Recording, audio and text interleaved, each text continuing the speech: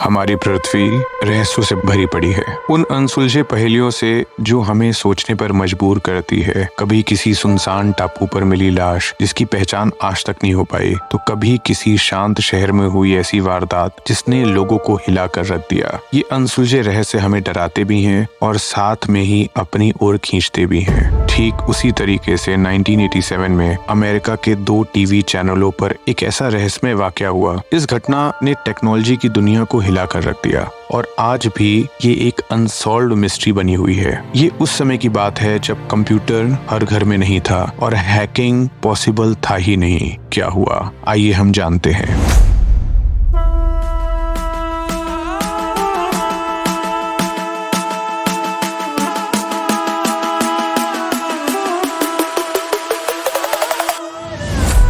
नमस्ते, आप सुन रहे हैं toss the other side story.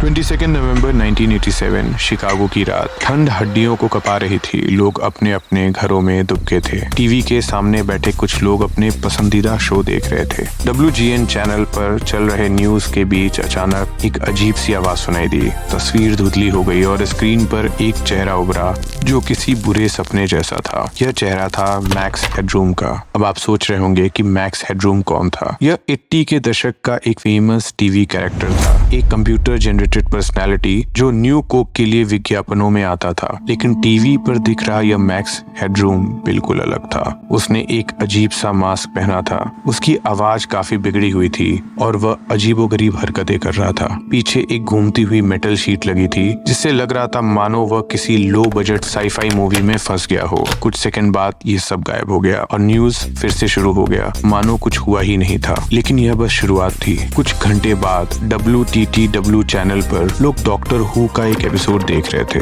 तभी एक बार फिर स्क्रीन पर मैक्स हेडरूम का चेहरा आ गया। इस बार यह इंटरप्शन जाते लंबी थी और यह मैक्स हेडरूम कुछ बोल भी रहा था। उसकी बातें बड़ी अजीब थीं, जैसे वह किसी कोड लैंग्वेज में बात कर रहा हो। कुछ लोग डर गए और कुछ लोग कंफ्यूज्ड हो गए, लेकिन इस बात से हैरान थे कि आखिर हो क्या रहा है। इस घटना को मैक्स हेडरूम ब्रॉडकास्ट इंट्रूजन नाम से जाना जाता है।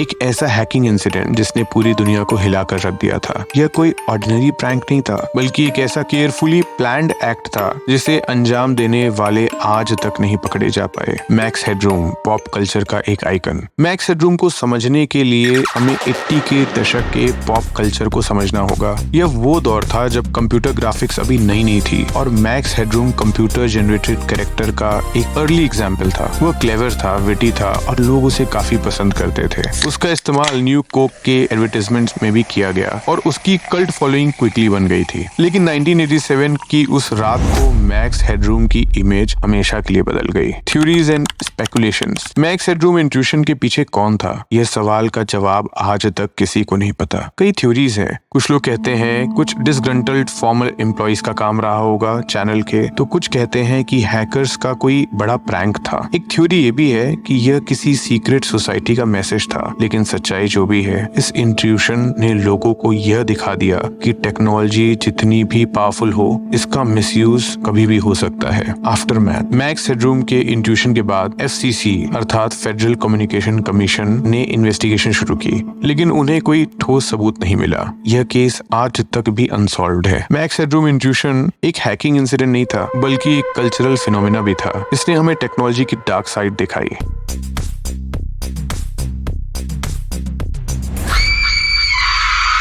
यहाँ तक सुनने के लिए धन्यवाद। नमस्ते, आप सुन रहे थे toss the other side story.